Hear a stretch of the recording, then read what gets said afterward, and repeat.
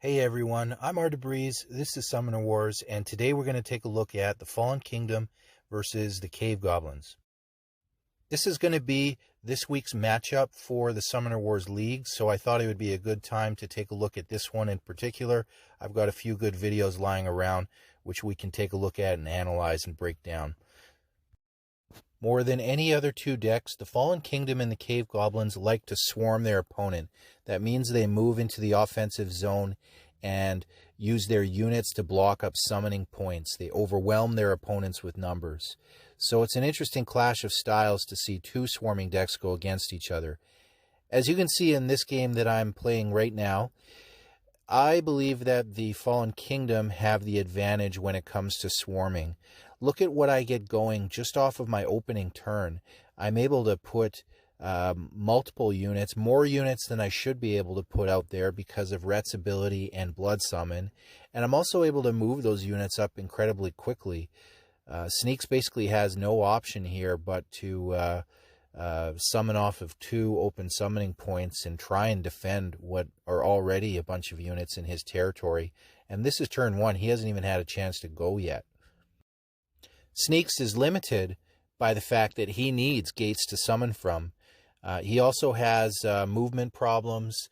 The sneak ability helps with that a little bit, but the Fallen Kingdom has undead archers who can move not just extra movements, but also multiple times in the same turn.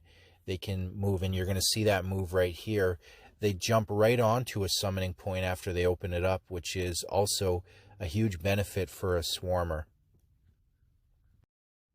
I would say the one area where Sneeks, of course, has an advantage is that Sneeks can add extra attacks. So if you're in a situation where you can have multiple movements are required, then the Fallen Kingdom are going to have that advantage. But if you're in a situation where you'd benefit from having multiple attacks, then the Cave Goblins will be an advantage. If you're the Cave Goblins and you're trying to beat the Fallen Kingdom, that's where you're going to find your advantage when it comes to matching your swarm against theirs. Of course, as you're about to see here, the Fallen Kingdom also has extra attacks available to them and movement during their movement phase through the use of the Mighty Purge event. Add to the fact that the undead warriors tend to be hardier than any commons that the Cave Goblins have at the moment, as well as carriers being a 3-2. They're tougher than clingers. They've got a lot of health, and carriers also have the bonus of respawning themselves and adding extra units into the field. So the undead really have a lot of unique tools for swarming. The Cave Goblins are more like a conventional swarmer. Let's just get a bunch of cheap units in there. That was the end of that first game. I'm just showing you this game because this is an example of being able to destroy Sneeks in a single turn at full health. That also means that it's not a good idea to put Sneeks on the front lines, as he sometimes likes to do. If you expose Sneeks on two sides and he's anywhere within reach of Ret can end the game. And you're going to see that right here after Sneeks has done his turn. He thinks he's doing pretty good. He's got numerical advantage. I summon two units. I get a third unit, obviously, as the archer, which comes in handy. I get my purge, and I'm going to use that purge to surround. I get the extra movement with the undead archer there. Meanwhile, my warrior's getting more and more pumped up. And there we go. Hellforged weapon once again. If my archer gets destroyed, that's going to help my warrior even more. And there's the game right there. So here's the lesson. Don't leave Sneeks exposed. He doesn't have that weapon against the Fallen Kingdom. Now, this is the last game I got. This is versus a player that's well known on the Discord. His name is Old One. He likes the Cave Goblins. He likes to play them aggressively. He's as good a swarmer as anybody. And we're going to see his best swarming attempt versus Retalis' best swarming attempt and see who wins. As you can see here, he started first. He's already got a strong numerical advantage on the field. And I'm already kind of reeling. He's pushing me, and Now it's my turn. Or sorry, now it's his turn. So here we go. He's already sealed off a summoning point. He's got me low in my zone. This is basically where Sneeks wants to be and what he wants to be doing against an opponent. He's going to use Enrage and get rid of that cultist. Big deal. I think he gets rid of this. Oh, yeah, he does too. So look at this. I got nothing on the board. Nothing. And I'm starting out from, square one here. And Red Talus goes, hold my beer. And he moves up, makes a strong move, surrounds that climber, creates a little bit of a fortress for himself. Now, Sneeks is going to have something to say about that, of course, but he's got himself already just a good start, having those extra units on the field. I guess I could have, or you know what, I wasn't able to move my Undead Archer because of Unrelenting, so that actually exposed him, and you'll see here that I just kind of get lucky. There's no other way of putting it. Not only does that Undead Archer survive, but I get the ability to use him in the following turn on Sneeks, and it's not pretty. But either way, you can see that Sneeks is still doing exactly what he wants. He's got the Horde going. Red Talus doesn't have many numbers at this moment in time, but this turn is where that's all going to change, and you're going to see carriers becoming the star of the show. And that's going to be right here. Carrier attacks, infects. Then he hits that flimsy slinger, infects, and anytime there's a slinger on the board, a carrier can pounce on that and get an extra unit on the field. This is not good for Sneeks, of course, because I have another gate in my hand, and I just put it where the last one was destroyed. And I use that Undead Archer to block my warrior, so kind of move into the hole and fill the hole. And then, of course, my carriers, once again, are just slowly taking over the generally low health cave goblins. This turns a little bit forward in the game. This is the moment when Sneeks fell back. Now it's Red Talus's turn to move forward. As you can see, there's a nice kind of layer going on. You got the carriers out in front. They are your damage soakers. They're your expendable front line. Your warriors are behind your carriers. And when the warriors have the moment to strike, that's when they move in. They're usually your third attack because they're going to get that extra attack value anytime something else is destroyed.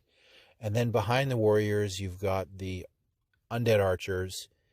They're usually my prime target for Ret Talus's raise ability, and that's simply because Ret Talus likes to hang back, and my Undead Archers like to jump ahead as other units are getting destroyed. One thing you're going to notice here is my configuration with Ret Talus.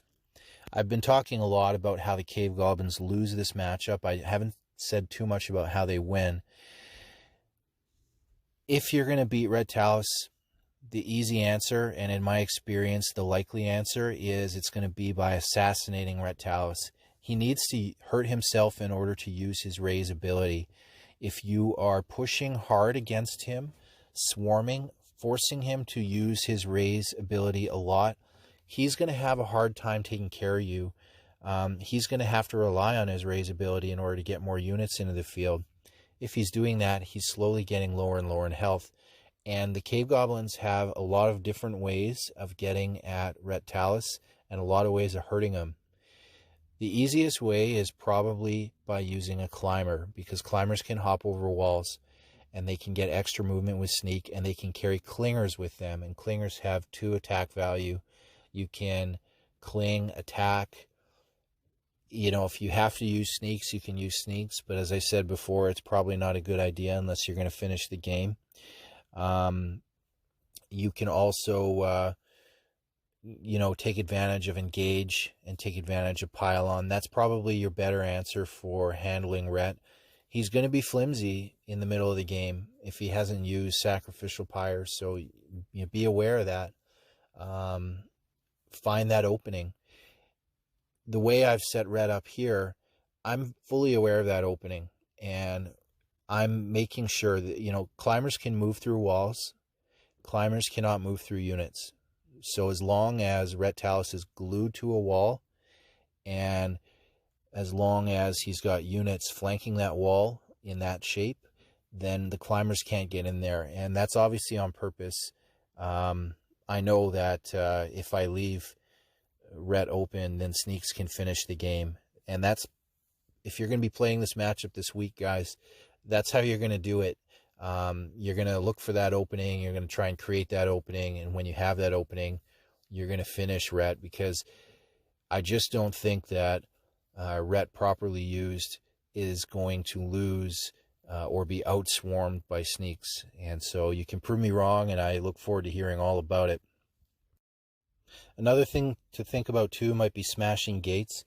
I was lucky earlier in the game that when my gate got smashed, I had another one in my hand right there to replace it.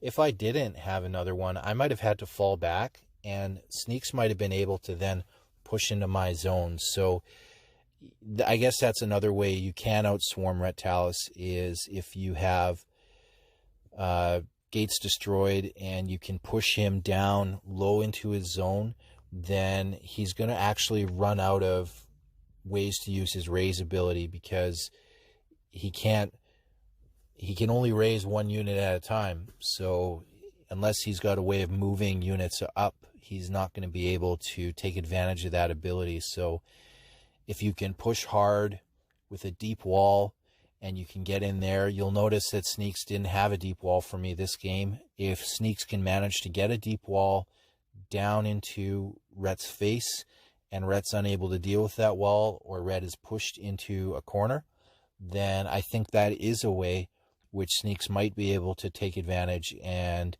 win the game.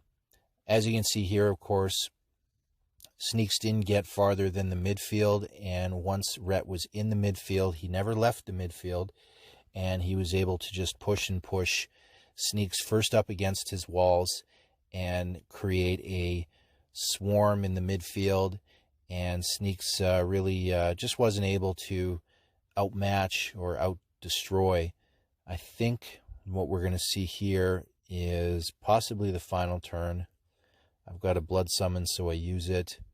Obviously, as I destroy those units, my warrior's getting even stronger.